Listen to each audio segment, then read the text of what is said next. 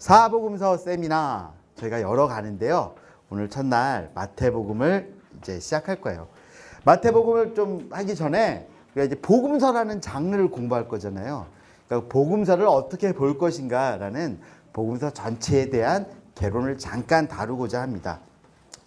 먼저 복음서를 우리가 공부 해석할 때 유념해야 될 몇 가지 문제점들이 있습니다. 그것의 첫 번째는 복음서는 문학의 장르 중에 어떤 장르일까라는 것이 저희가 좀 규정을 지어야 돼요. 왜 그러냐면 성경이 하나님의 말씀이시지만 하나님의 모습이, 하나님의 말씀이 사람에게 다가올 때, 사람에게 다가오니까 성육신해 주실 때 사람이 이해할 수 있는 방법으로 오신 거잖아요. 그래서 성경은 다양한 사람이 이해할 수 있는 장르로 돼 있어요. 그래서 우리 로마서부터 시작해서 요한계시록까지 쭉 이어지는 신약 성경의 뒷부분은 서신서잖아요. 서신서는 뭐예요? 편지예요. 그러니까 편지는 발신자가 있겠죠. 발신자가 있고 수신자가 있어요. 자, 그러면 여러분 보세요. 바울이 쓴 편지는요, 책 제목이 어떻게 될까요?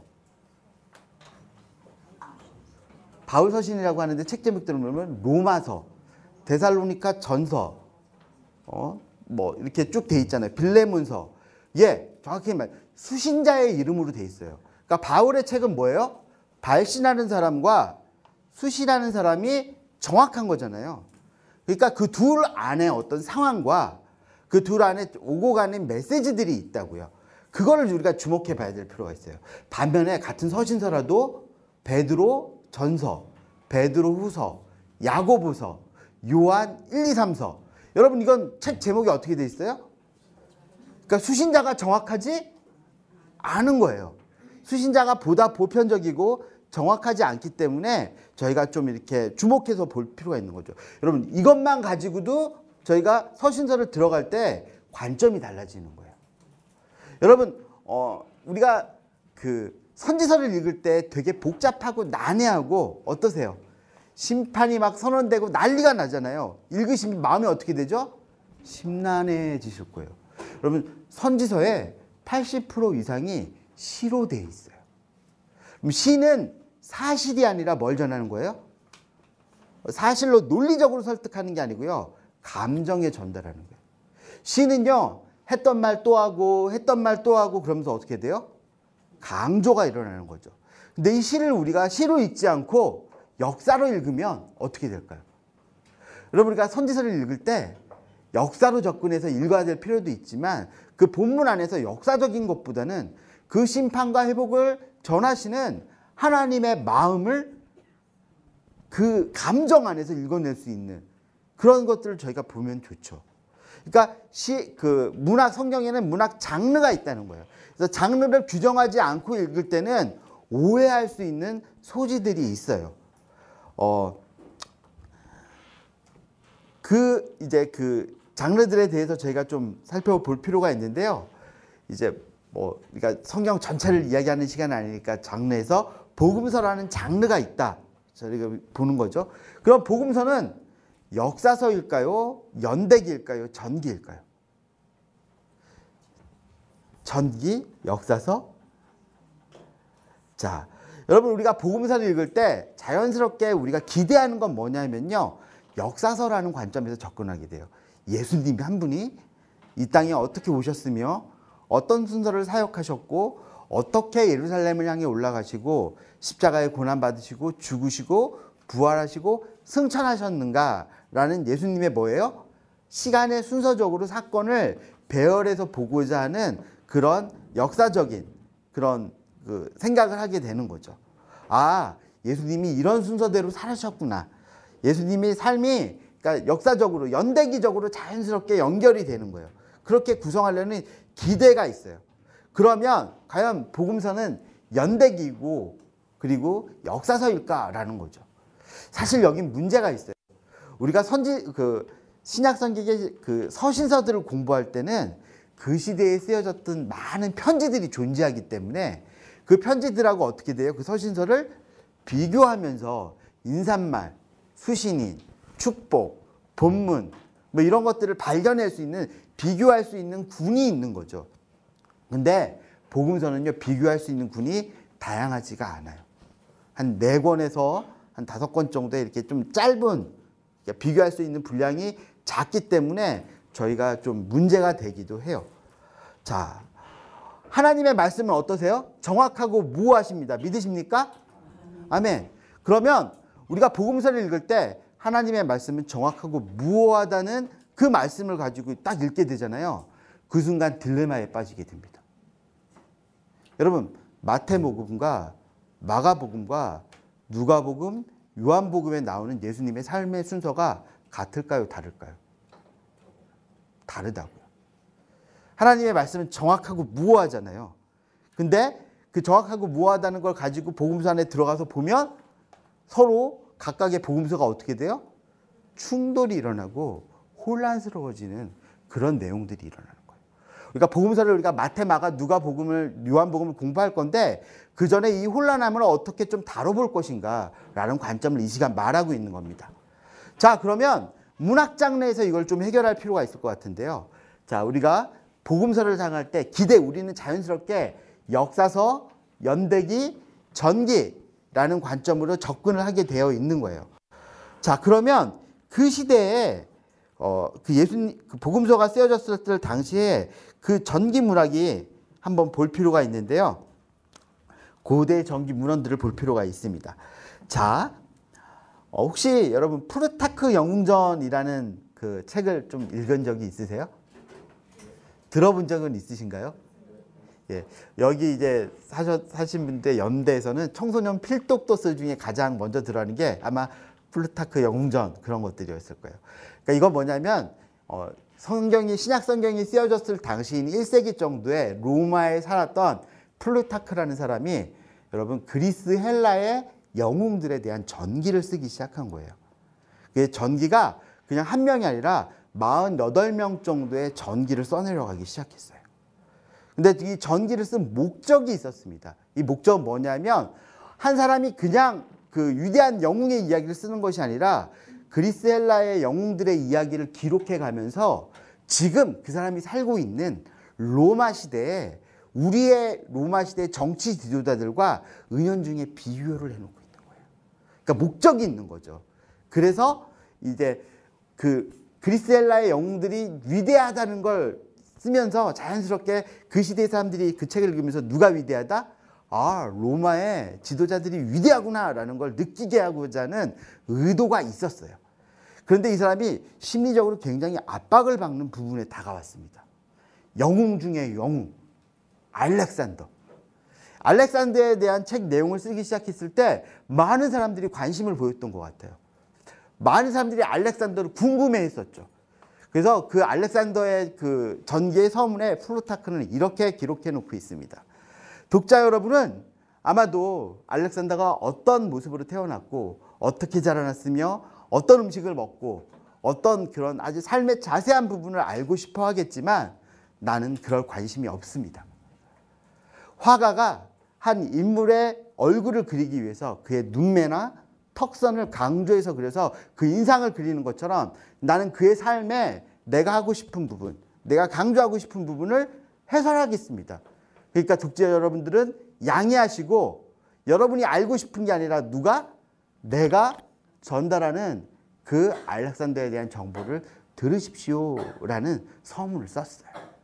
자, 그러면 우리는 지금 우리가 갖고 있는 전기문학이라는 그 관점으로 보면 어때요?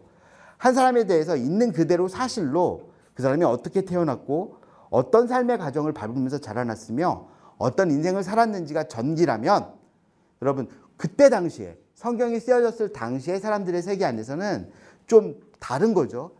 해석하는, 그러니까 해석되어진 그 한 인물에 대해서 해석하고자 하는 그런 그 이제 해석의 역사가 있는 거예요. 자, 여기 우리가 4번까지 왔는데요. 그러니까 복음서 저자들도 이와 플루타크처럼 마태, 마가, 누가, 요한이 각자 예수님의 삶을 설명할 때 그 설명하고자 하는 의도가 서로 조금씩 다르다는 거예요. 예수님은 한 분인데 근데 설명을 할 때 설명의 모습이 네 가지 부류로 바뀐다라는 것을 저희가 좀 알 필요가 있는 거죠. 그러면 우리가 이런 얘기를 듣고도 이 기계적 연대기하고 역사적 단위라는 단어하고 좀 부딪힐 수가 있어요. 왜 그러냐면 우리는 역사라는 단어를 듣잖아요. 그러면 사건이 떠오른다고요. 사건이. 그 사건이 있는 그대로, 사실 그대로 그게 역사라고 생각을 하는 거예요. 그런데 여러분, 이 역사는요 20세기 이후에 생긴 역사예요. 그러니까 우리가 배운, 우리는 이 20세기 이후에 쓰인 사실이 이야기해 주는 것, 정보, 그걸 듣는 게 역사거든요. 그래서 우리는 역사라는 단어를 들으면 과거에 무슨 일이 있었는지 정확하게 그 시점과 사건으로 파고 들어가는 그런 모습이 있는 거예요. 그런데 20세기 이전 기억하고 글로 쓰기 시작하면서 역사라는 걸 접근하기 시작하면서부터 20세기까지 쓰여진 모든 글들은요, 그런 사실이 아니라 해석이라는 것에 초점이 맞춰져 있습니다. 자, 어떻게 설명을 드려야 재밌을까요? 한번 여러분 보세요. 제가 어렸을 때 광해군에 대한 드라마를 하잖아요. 그럼 광해군은요 반쯤 넋이 나간 미친놈이었어요. 주로 이대근 같은 사람들이 광해군 역할을 했죠. 아니 이놈들이 막 이러면서, 그래서 그 광해군을 몰아내고 인조 반정을 일으킨 그 사람들의 초점이 맞춰져 있었다고요. 그런데 요즘 드라마에서 광해군이 어떤 사람이 하는지 나오는 줄 아세요? 이병헌이 광해군으로 나와요. 그리고 얼마 전에 했던 화정이라는 드라마에서는 차승원이 그 광해군이 된 거죠. 개혁군주예요, 개혁군주. 그 아주 혼란한 정치 세력 안에서 개혁하기 위해서 그 수구 세력들과 맞서 싸우다가 결국에 어떻게 되는 거예요? 제거당하는 그런 거예요. 한 사람의 인물에 대해서, 광해군이라는 이름에 대해서 드라마가 다르잖아요. 왜 그런 줄 아세요? 저희가 어렸을 때 봤던 드라마는 조선왕족 500년이라는 실록에 의거한 거예요. 그때 실록에 광해군을 그렇게 그려놨다고, 써놨다고요. 이 사람은 형제를 죽이고 그리고 청나라를 섬기고자 하면서 명나라를 배반한 배신자다, 이런 식으로 써놓은 거예요. 그게 해석이죠. 근데 현대 들어서 지금 이 역사학자들이 그때 당시에 외교 문서를 파악을 하고 그때 당시에 이 조선이라는 나라가 어떤 상황 가운데 있었는지를 정확하게 사실로서 보니까, 사실로서 광해군은 어떤 사람인 거예요? 괜찮은 사람이었다고요. 광해군이 그 개혁에 성공했으면 병자호라는 알이 일어났다고요. 남한산성이라는 영화 최근에 개봉했잖아요. 그 영화에 그런 일이 일어나지 않도록 잘했을 수 있는 군주가 누구라고요? 광해군이라고요. 해석이 같아요, 달라요? 달라요. 그런데 우리가 갖고 있는 역사는요, 최근의 역사관, 사실로 말하게 하라는 거예요. 그래서 우리는 복음서를 보면서 뭘요? 사실이 뭐냐, 순서가 어떻게 되느냐, 그걸 뒤지고 있고 그걸로 논쟁을 해요. 그러나 복음서가 쓰였을 당시에 복음서의 저자들은 그런 의도가 없고 오히려 예수님에 대해서 각자의 모습에 안에서 설명하고 있는 그 설명들이 있다는 거예요. 그럼 그 설명이 어떻게 특징으로 나타날까요? 복음서의 특징, 문제이기도 합니다. 하나는, 복음은 하나인데 복음서는 몇 권이에요? 4권이에요. 그래서 이 4권에서 공관복음과 요한복음이라는 책으로 나눠지는 것을 볼 수 있습니다. 공관복음은 여러분 잘 아시죠? 마태, 죄송합니다. 마태, 마가, 누가. 마태, 마가, 누가는요 공통된 관점. 그러니까 저자들이 소개하고 있는 예수님의 모습이 다르긴 하지만 비교적 비슷해요. 그래서 공통된 그 뷰, 공통된 관점으로 예수님에 대해서 이야기하고 있는 복음서다라고 해서 공관복음이라고 이야기를 합니다. 그리고 요한복음은요 완전히 딴소리를 하고 있어요.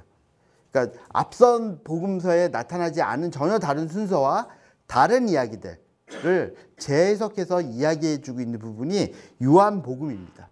그래서 복음서를 나눠볼 때 요것들이 차이가 있다는 것을 저희가 복음서를 공부하니까 알 필요가 있어요. 자, 그러면 이 복음서, 4권의 복음서 안에서 이 공관복음과 요한복음 안에요, 문제는 뭐냐면 일치점도 있고 차이점도 있다는 거예요.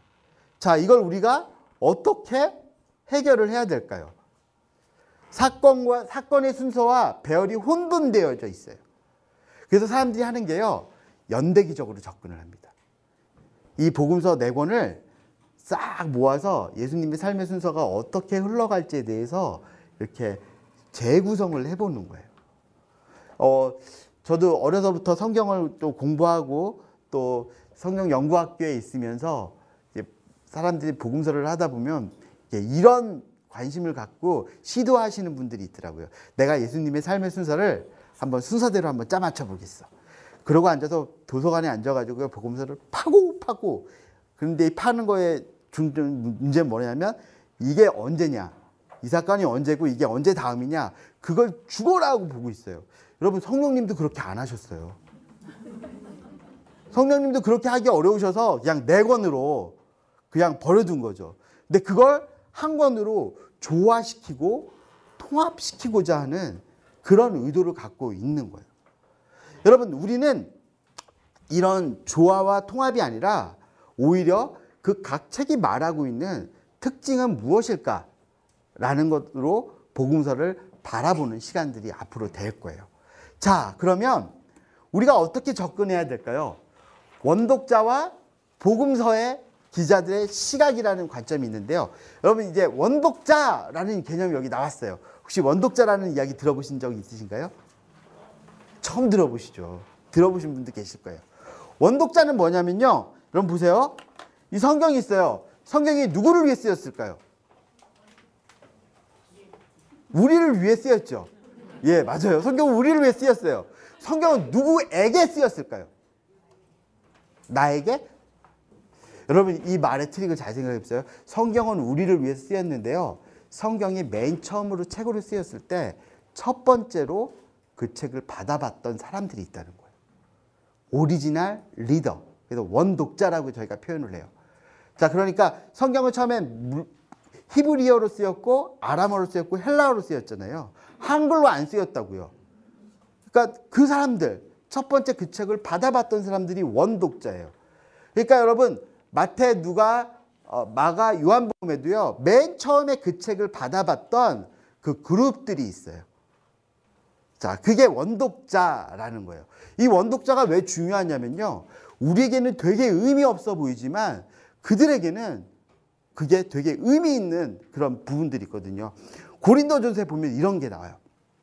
무릇 남자로서 머리에 무엇을 쓰고 기도하는 자는 하나님을 욕되게 하는 것이다. 자, 오늘 저는 모자를 벗고 왔고요. 머리에 뭐 쓰고 계시네요. 하나님 욕되게 하고 계시는 거죠. 여러분, 제가 맨 처음 교회 나왔을 때 여러분 모자 쓰고 교회 왔다가 장로님한테 혼났다고요. 그 다음에 그 모자를 벗고 예배 드릴 때마다 학생부에 다른 아이들이 오면 하나님 욕되게 하는 건데 어떡하지? 가슴이 두근두근 거렸어요. 근데 제가 이제 나이가 연한이 차서 제주도에서 한 7년에서 8년 정도 청소년부를 섬겼거든요. 근데 아직도 장로님들 중에는요, 남자애들이 모자 쓰고 들어오면 그 말씀을 해요.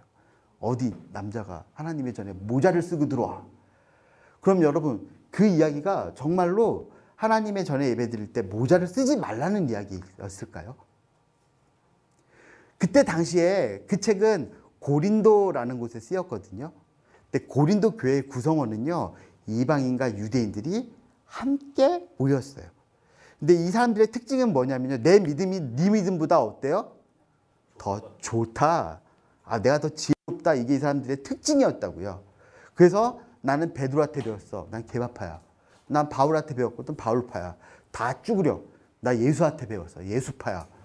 막 그러고 있었던 사람들이에요. 그러니까 내 믿음이 너보다 어떻게 해요? 낫다. 크다. 내가 더 지혜롭다.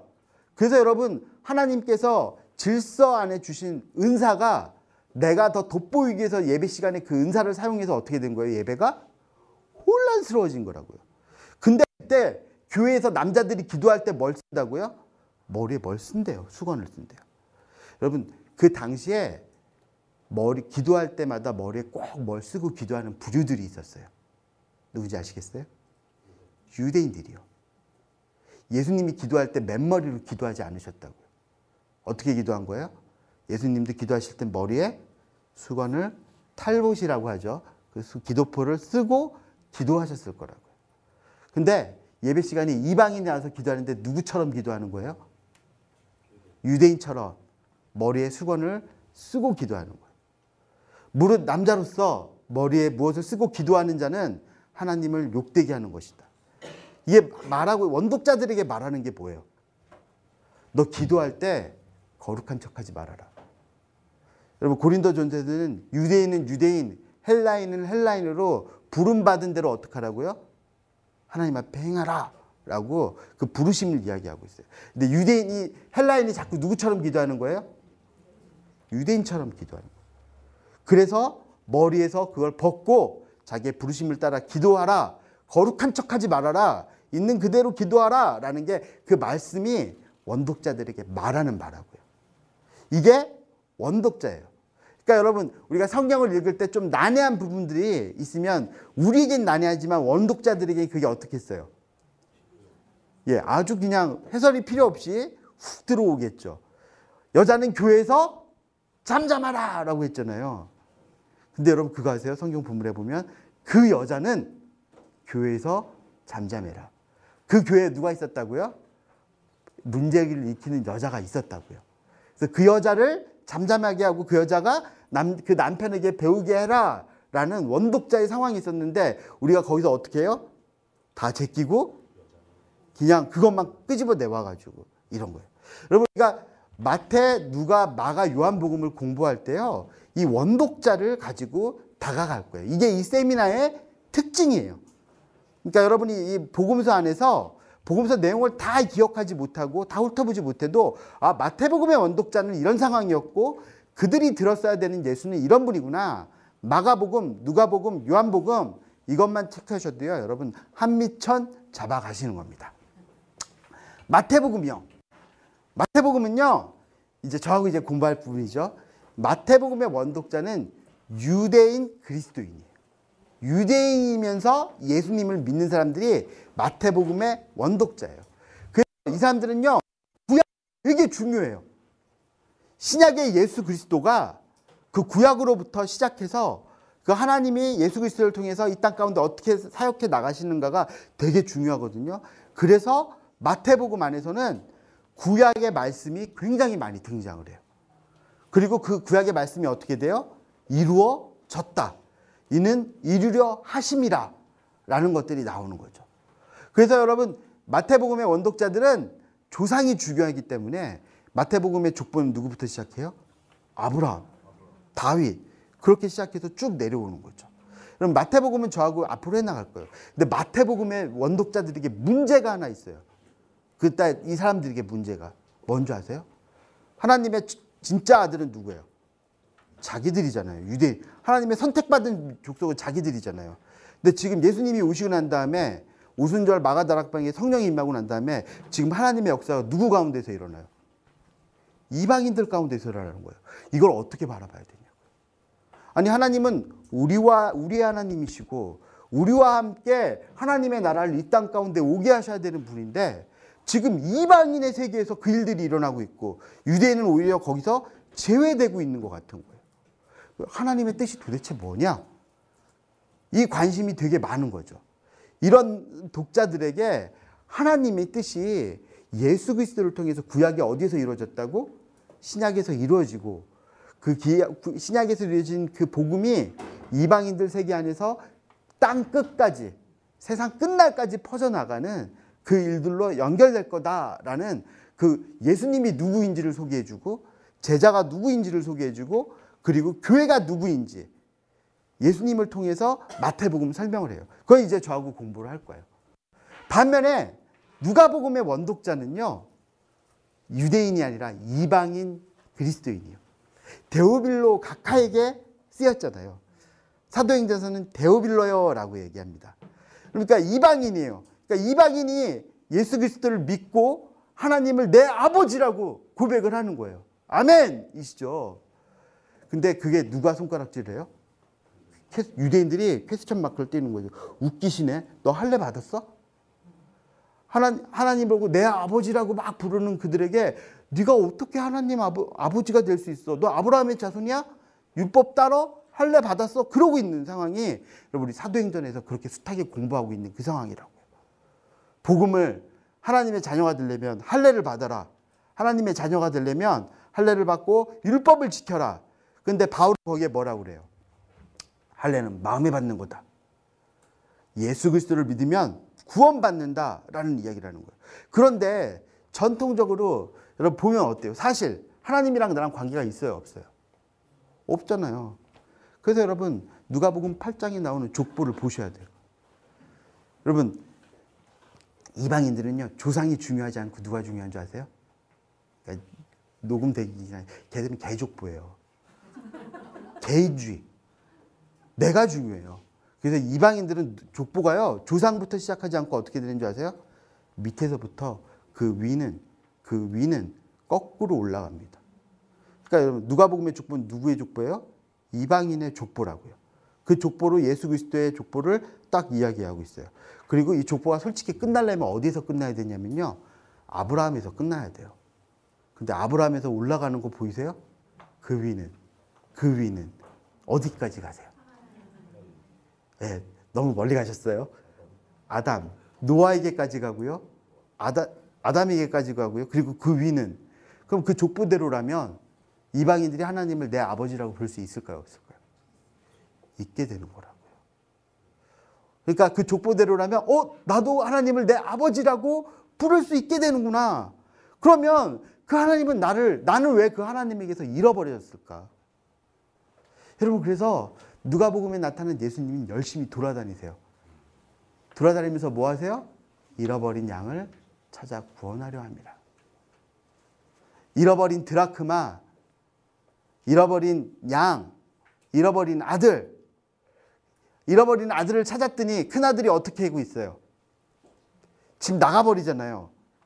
여러분 이방인의 입장에서 하나님이 나를 찾아주셨는지 유대인이 그게 기뻐요? 안 기쁘다고요. 유대인이 보여주고 있는 태도들에 대해서 이야기하고 있는 거예요.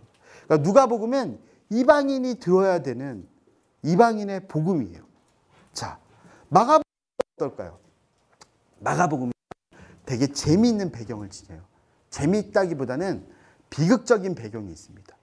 마가복음은요, AD 64년에 로마에서 일어난 화재의 그 원인을 두고 있어요. 로마 시내에서요, 화재가 일어났는데 그 화재의 방화범으로 누가 지목됐냐면 네로, 그때 당시에 황제였던 네로가 지목을 받았어요. 네로가 지목을 받자 당황한 네로가 그 내용을 누구에게 돌렸냐면요, 그리스도인에게 돌렸다고요. 여러분 그리스도의 복음서를 믿는 예수, 세상의 마지막이 물로 망할까요? 불로 망할까요? 불로 망하잖아요. 예. 그때 당시의 역사 기록을 보면요, 로마가 불탈 때 마가가 로마 교인들에게 사람들이 사람을 구하기도 되게 애쓸 때 우리도 나가서 사람들을 구합시다 라고 했을 때 로마 교회의 지도자였던 한 분이요, 지금 주님 오시는데 무슨 소리냐, 불로 세상이 심판당하지 않냐, 그러고 모여서 함께 찬양 부르면서 예배드렸대요. 그걸 목격했어요, 사람들이. 누구에게 누명을 씌우기 제일 쉬웠을까요? 그리스도인들. 그래서 로마에서 박해가 시작이 돼요. 그 로마에서 시작된 박해가 여러분 예수 믿는 사람들을 모두 그 로마 안에서 죽이는 그런 시간들이 된 거죠. 그래서 여러분 마가복음은요 짧아요. 왜 그러냐면 그 로마에서 일어난 박해 때문에 지금 목숨이 경각에 달려있는 사람들이에요. 여러분 글을 읽기 시작할 때 곧 즉시로 여러분 구성이 되게 정신없이 파바바바박 된다고요. 여러분 보세요. 내가 지금 이 복음서 읽다가 붙잡혀서 나가서 십자가에 거꾸로 못 박혀 죽기도 하고 화형당해서 죽기도 하는 그 상황이 될 거예요. 근데 복음서가 길어. 은혜가 될까요? 여러분 마가복음 1장 찾아보겠습니다.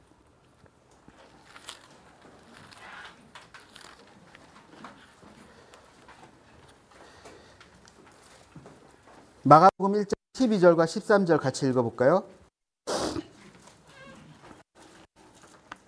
함께 읽겠습니다. 시작. 성령이 곧 예수를 광야로 몰아내신지라 광야에서 40일을 계시면서 사탄에게 시험을 받으시며 들짐승과 함께 계시니 천사들이 수종들더라. 마태, 마가복음에 나오는 시험의 내용이 나와요, 안 나와요? 안 나와요.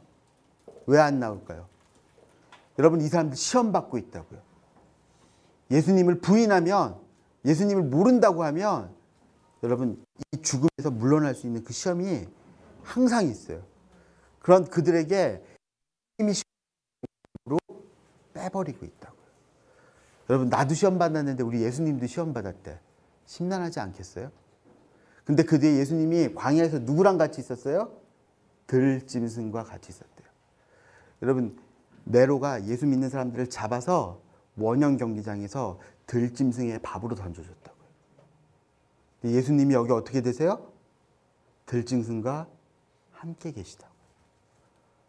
그 원독자인 마가복음의 독자들이 읽어야 되는 16장짜리 굉장히 짧은 책이에요.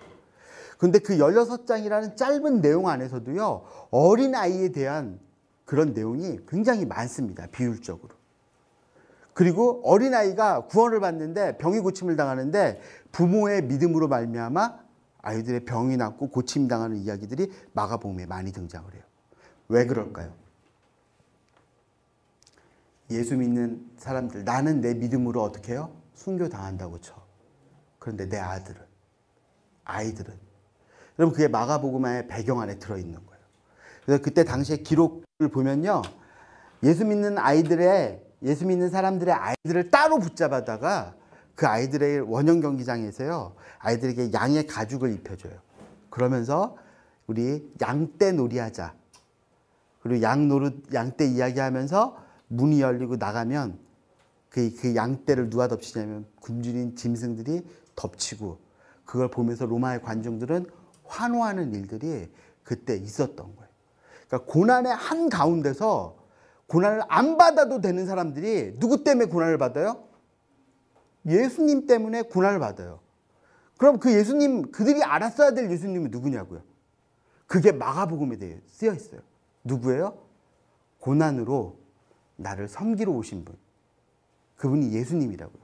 그러니까 그분이 나를 위해서 고난으로 섬겨주셨기 때문에 나도 예수님을 향해 고난으로 나아갈 수 있는 부분이 여러분 이 내용이 되는 거예요.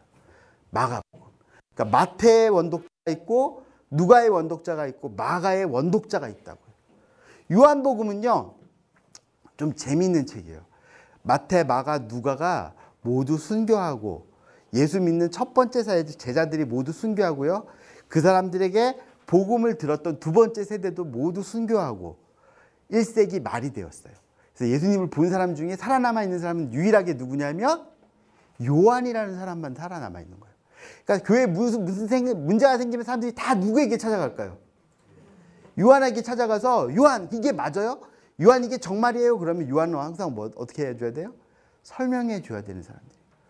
여러분, 요한이 이제 자기도 갈 날이 얼마 남지 않았는데 뭐가 걱정이 되겠어요? 이 사람들의 믿음이 걱정이 되겠죠. 그래서 이 사람들의 믿음이 생기게 하기 위해서 쓴 책이 뭐라고요? 요한복음이에요. 요한이 아예 거기다 적어놨어요. 예수님께서 이 책에 기록된 것보다 수많은 일들을 행하였지만 이 책을 기록한 목적은 너희가 믿게 하기 위해서, 믿음에 생기게 하기 위해서 이 글들을 썼다라고 이야기를 하고 있는 부분을 볼 수 있어요. 자, 그러면 요한이 이야기하는 이 부분의 원독자들의 특징은 뭘까요? 봤어요, 못 봤어요? 못 봤어요. 못 보면 믿을 수 있어요, 없어요? 못 믿죠. 여러분, 이걸 대표하는 그 요한복음서의 대표 주자가 있죠. 도마 생각나세요? 도마가 뭐라 했어요? 나는 그 손에 손 넣어보지 않으면, 나는 못 자고 만져보지 않으면 믿겠다, 못 믿겠다? 못 믿겠다. 그랬더니 예수님이 나타나셔서 뭐라고요? 넣어봐라.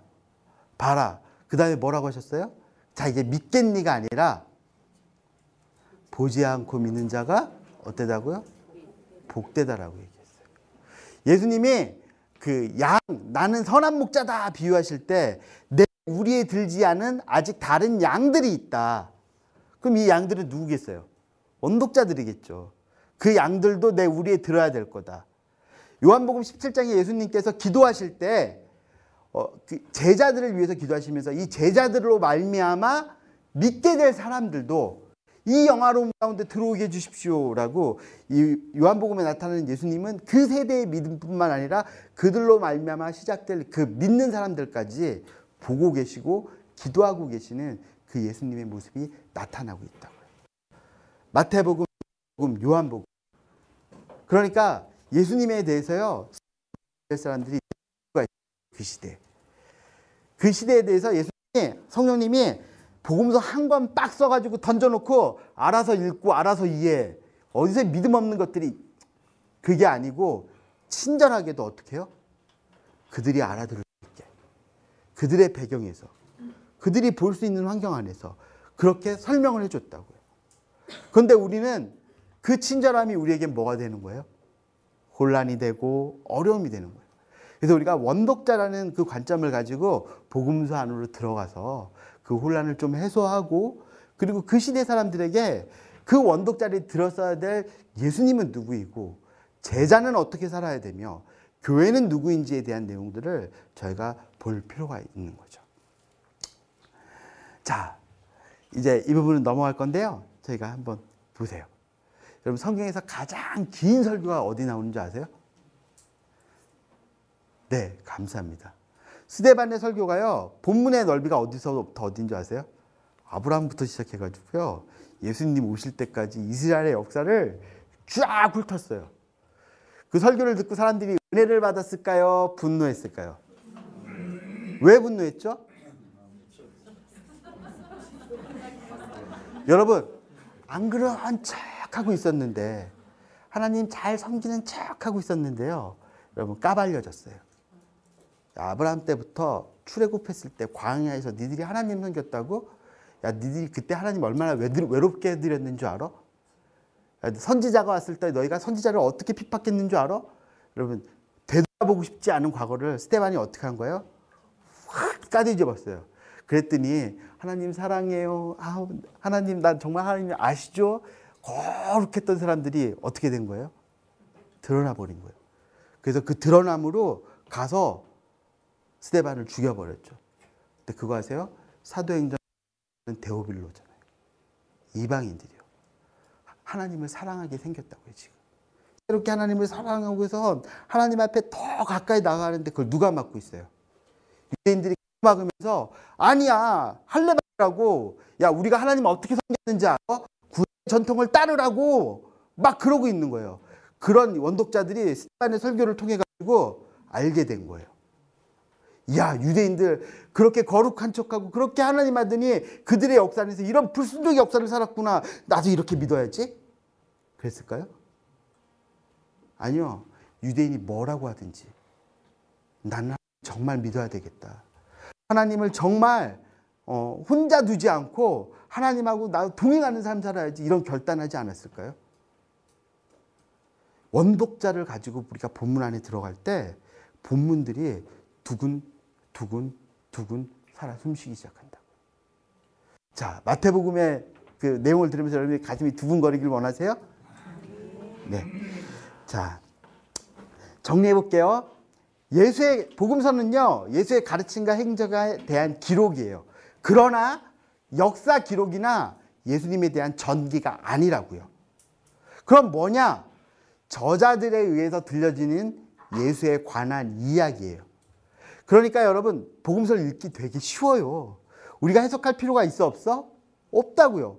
마태가 해석해주고 있는 예수, 마가가 해석해주고 있는 예수, 누가 요한이 해석해주고 있는 예수를 만나면 된다고요. 여러분이 그런 만남의 시간이 되기를 축복합니다.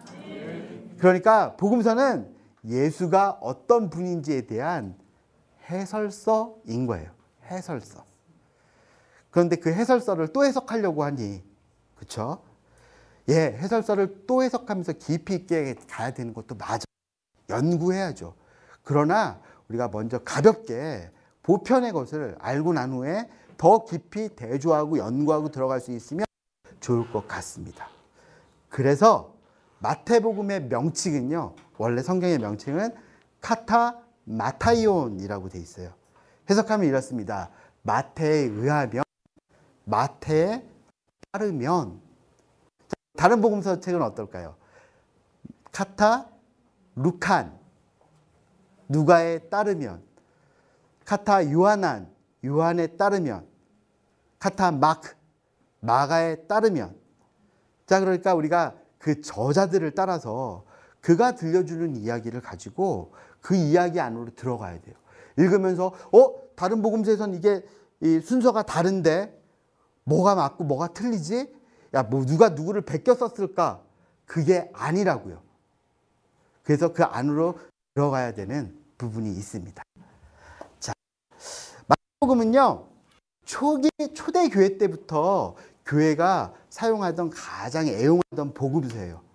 그러니까 초대 교부들의 설교집, 변증서 같은 것들을 보면 교부 나왔어요. 그죠? 교부는 누구일까요? 사도가 있죠. 사도의 제자들이 교부예요. 교회의 아버지가 됐다라는 건데요. 그 교부들이 이제 썼던 글이나 설교집을 보면 다른 어떤 복음서보다도 마태복음에 있는 많은 구절들을 인용하고 있는 것을 볼 수 있어요. 아마도 마태복음이 이렇게 메시지 단위가 딱딱 끊어져 있고 그래서 인용하기 쉬웠던 부분도 있긴 하겠지만 마태복음의 내용 자체가 교회가 누구인지, 예수가 누구인지, 성도가 누구인지에 대한 그런 규정을 해주고 있기 때문에 그렇고요. 마태복음 자체가 구약성경과 신약성경이 어떻게 연결되고 있는지 연속성과 차별점을 이야기해 주기도 하기 때문에 그런 내용들이 있습니다. 자, 그럼 마태복음은 누가 썼을까요?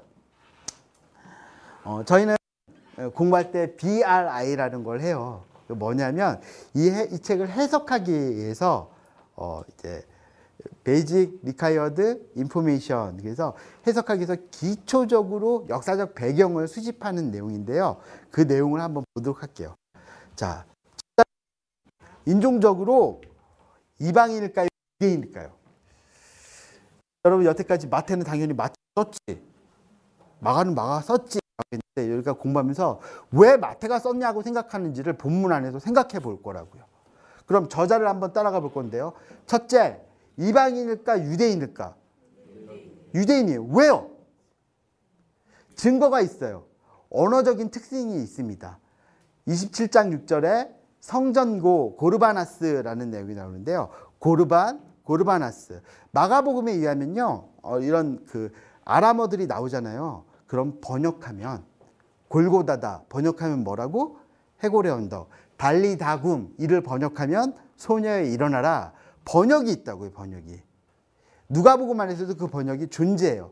근데 마태복음에서는 언어적으로 번역해 주지 않습니다. 그러니까 여러분, 저자와 독자가 번역 필요 없이 그냥 다이렉트로 통하는 말에 그 언어적 간격이 없다는 거죠. 그리고 천국, 하나님의 나라라는 그 복음서에서 천국은 마치 하나님의 나라는 그런 표현들이 나오는데요. 압도적으로 하나님의 나라보다 천국, 하늘나라라는 게 있어요. 아버지, 하나님 아버지, 그리고 하나님 나라라는 말이 의도적으로 배제되어 있습니다. 왜 그럴까요?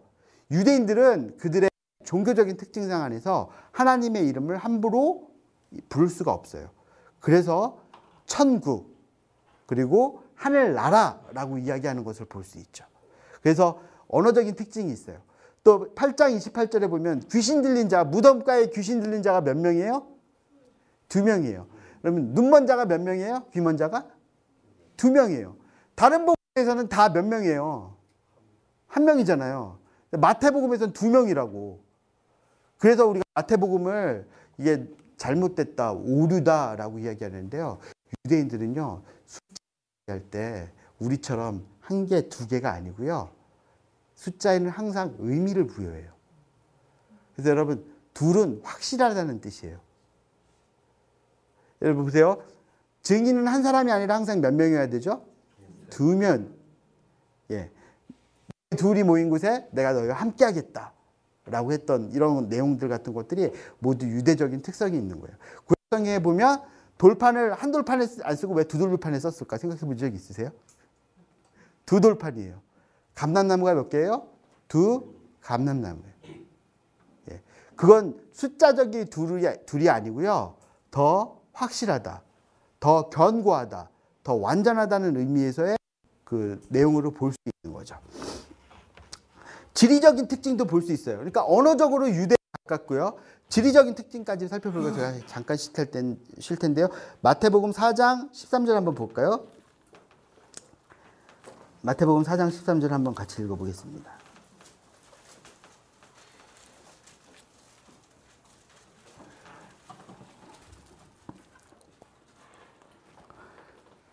같이 읽어보죠. 시작. 나사렛을 떠나 스불론과 납달리 지경에 있는 가버나움에 가서 사시니 라고 돼 있어요. 가버나움이라는 표현을 하면서요. 그냥 가버나움에 갔다가 아니라 뭐라고요? 스불론과 납달리 지경. 그러니까 여러분 옛날에 여호수아가 요단강 건너가 가지고 12지파가 땅 따먹기 있을 때 갈릴리 지경은 누가 차지한 거예요? 스불론과 납달리가 그 지역을 차지했다는 거예요. 그러니까 여러분 설명을 할 때 그냥 설명하는 게 아니라 그 지역에 역사적으로 그리고 그 지역에 살았던 우리의 조상들이 어떤 부류가 있는지를 이야기해주고 있단 말이에요. 그러니까 역사적으로 굉장히 유대적이고 유대교에 가까운 사람인 거죠. 그리고 그러니까 8장 28절에 보면 가다라 지방이라고 되어 있고요. 그러니까 다른 복음에서 거라사인의 땅인데요. 마태복음에는 가다라라고 이야기하는 거예요. 그리고 15장 39절에 마가단 지경. 그러니까 다른 복음서는 막달라 마리아가 있었던 막달라 지경이거든요. 근데 거기를 마가단이라고 하는 어떤 지역에 대한 그들 안에 부르는 특별한 호칭이 있었던 것을 볼 수 있어요. 그러니까 이 사람 유대인이고 그리고 지리적으로 그리고 역사적으로 유대에 전통하고 아주 깊이 있는 그런 알미 있는 사람이다라고까지 저희가 볼 수 있죠. 자, 우리가 마태복음이나 이런 복음서를 할 때 결론을 그냥 전달하는 것보다는 이런 내증들, 성경의 말씀을 가지고 이 사람이 갖고 있는 특징들을 이야기해 주실 거예요. 강사님들이. 그런 걸 여러분들이 결을 따라 듣는 것도 재미있는 시간 될 겁니다. 저희 잠깐 쉬고 돌아와서 이어가도록 하겠습니다.